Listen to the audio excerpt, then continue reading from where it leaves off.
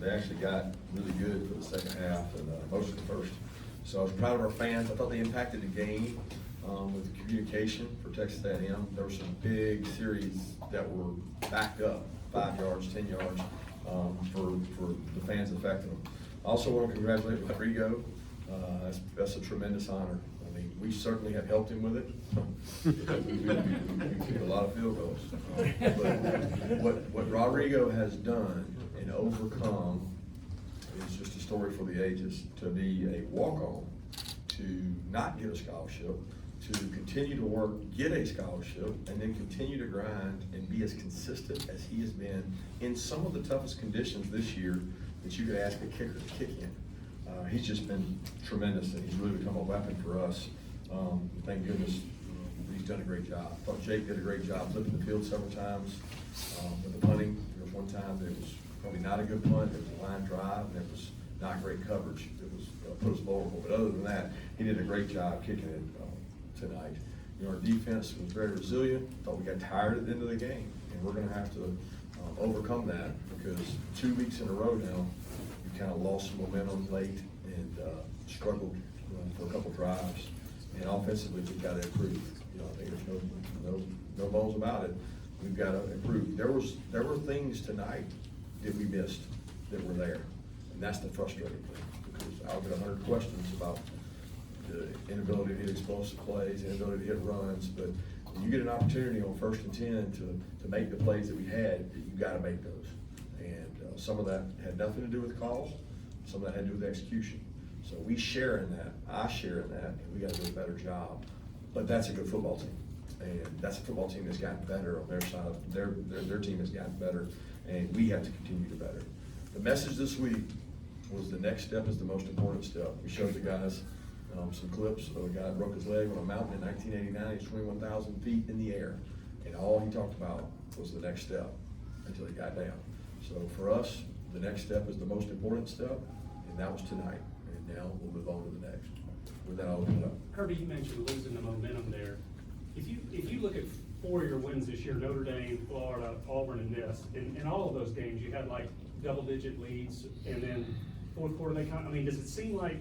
Can you remember playing 4 more similar? I know there have been differences in these games, but it seems to be a similar script in those 4 games. Certainly does. It's an inability to put people away on both sides of the ball. You feel like you control the momentum. You feel like you should be ahead further, and you're not. And then, you know, whether you get tight, whether you lose momentum, whether they hit a couple plays, you've got to take advantage of the opportunities you have earlier. You know, we had 2 or 3 possessions that were in field goal range that felt like we were out of field goal range before the possession was over. And you can't do that and beat really good football teams. So we've got to improve. They gave up on the run pretty much, Kirby. They had 9 yards at the end of 3 quarters, and of course, on that touchdown drive, all 10 passes. So your defense tremendous against the run again. They had some tall receivers making plays with them. I got good wideouts. I mean, I knew that before the game. They've got exceptional wideouts. I mean, when you think about Osmond's one of the best wideouts I've seen. His lower half is like tree trunks. So when he comes out of breaks, he's powerful, he's strong. They got big physical wideouts. And we knew that going into the game. We wanted to make them one-dimensional and try to get our hands on them and cover them. I thought that we could have affected mine better. I don't know what we ended with sack-wise, but that one drive, you know, we couldn't get to him. You know, we were trying to get fresh rushers in. We looked tired. And to be a great defense, we can't have those kind of breakdowns. Going back to the inability to put teams away, is there something when you look at those 4 games that you can point to and say that's what's wrong in each of those? I can't sit here now.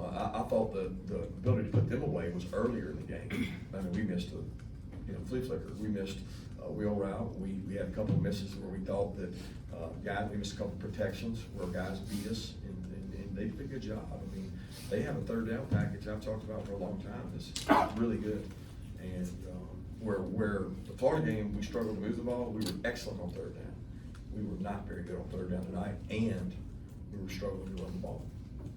You had to estimate how much time, you know, how many years this team has taken off your life in the future with all these end of game scenarios. A lot, but I love them. And when you talk about competitive nature, I mean, when you look at DeAndre Swift and he wants the ball in the 4th quarter and he puts the team on his shoulders and he breaks 3 tackles to get 7 yards, and makes one of his best career runs, and Jake wants the opportunity to throw a strike in there to Dom when they're pressuring. I mean, some of those things were really key, and that's the one thing that has been consistent with this team. When your back's against the wall and you got to get a first down, most games they've been able to do that. This one in Florida, when it was big, we didn't get it done against Auburn, but the defense stood up. I mean, they've done a good job with backing each other up. Before that quick slant to Dom, there was that little dust up between Jake and DeAndre. What was going on there? We called it dust up. I mean, he was frustrated. It's a situation where we don't run that play into a pressure from that side. They did a good job disguising it. I told Jake to milk the clock. So when you milk the clock, you can't change the play. You milk the clock, you got to run the play. So it wasn't a great play into that, but that's called passion. It's not dust up. It's love. When you have a family, your family don't always get along, right? But they love each other. And those two young men love each other as much as anybody. Are you concerned about Jake on any level at this point? You mentioned some of the plays that they were definitely open. I know he was using the glove part of the time, not using part of the time. It seems like he's been a little bit off these last few games. Well, I mean, he made some back shoulder throws that were pretty special. I mean, he hit Kieris, he hit Tyler, he hit George, he did some really good things. So the concern is not there. I want to get better. The kids want to get better. Everybody's like, well, what's wrong with the offense? Well, when the offense stays aggressive and we mix things up, we get some inside runs, outside runs, we're better. But we're also playing a stretch run of some pretty good defenses. And I know that defense hadn't played good all year, but they played good recently. And I got a lot of respect for their defense and the way they played tonight. What happened with Stokes? We didn't see him out there late in the game. He got dinged up. I'm not even sure how bad it is. I don't even know if he could have came back. I mean, we rotate the three corners, and he wasn't clear to come back. Do you have a chance to experience any emotions in the senior day salutes pregame, or are you just trying to get through it? It was tough, this one. I mean, this one was, they're all emotional, but you can't not be more attached to these kids you've been with longer. And there were guys that I was only with 1 and 2 years. This group, it really hit home with me. It was unfortunate that it was in those weather conditions, and I felt like it was bad, because our players were trying to get into the locker room out of the rain, and I'm trying to share a moment with them, and it's tough, because, they're not dying to sit there and take a picture with me, but I'm dying to see their family and what they've given. And let's talk about, and I'll forget somebody, but Daniel Gothard, walk-on lineman, comes from Atlanta, Georgia, and he's probably taken 2,000 snaps at offensive line. I mean, he actually went with the twos last week and went down and went with the ones and twos because we were down linemen. And he got to go out on that field. Josh Moran, Burke, Kobe Pierce from Cairo, Georgia. There's so many guys that have given so much. Antonio Poole, given so much to this program and never once got any part of the limelight. And that's their opportunity to do that, And I like it when you get to honor those guys in front of everybody in the stands. And that was tough because the weather conditions weren't great. What about Cager? Obviously, he dressed up, but he didn't have a good game, but he just wait on him. Yeah, we thought that he'd be able to go. He practiced during the week. He was obviously not 100% during the week, and we wanted to see him go in warm-ups and cut it loose, and he didn't feel that he could. And he tried to practice all week, and it's one of those deals you say, why don't you just shut him down? Well, shutting him down doesn't necessarily get him healthy either. He doesn't take the hits and the pounding during the week, so it's one of those, he's helping take a little mileage off the other guys, and he's also staying fresh in the offense. Sometimes when you step away, you get away. So it's not his legs that are tired, it's injury. And he just didn't feel comfortable that he could go. And it was tough conditions. We knew that it was going to be tough conditions. So having a healthy guy out there helps. Tyreek Stevenson, just a freshman, but he had another key pass breakup. Can you just talk about putting a guy out there with that level of inexperience and where he's at right now? Yeah, he made a huge play. That was a big play in the game, but he was wrong. So he makes mistakes each and every game. Missed a tackle. He had a couple busts. So, my concern with Tyreek is you need to worry about execution and not results. I think everybody looks at it and says, whoa, unbelievable play, true freshman, he's out there. We got other kids that can make that play too, and if they're in the correct leverage, then I would argue they can play over him. So he has to earn that right by how he practices, and he's got to continue to do that. Kirby, I know you get they threw the ball well in the second half, but this is a team that has top 10 recruiting classes like you guys do. To hold a team to -1 rushing yards, what is that? Well, it probably makes you more vulnerable in the pass, and we thought that they have an excellent receiving core and a quarterback that can scramble. That was my biggest concern in the game, was being able to cover them and then him take off. because a lot of the guys that are up there, and he, you know, I don't know how many he rushed for, but he certainly had some positive scrambles. So that was the dynamic. We played some other really good wideouts, but they didn't have a quarterback that would take off running like him. So I thought our defensive staff, once again, you know, they did an excellent job of having our group prepared. You know, those critical 3rd and 1s.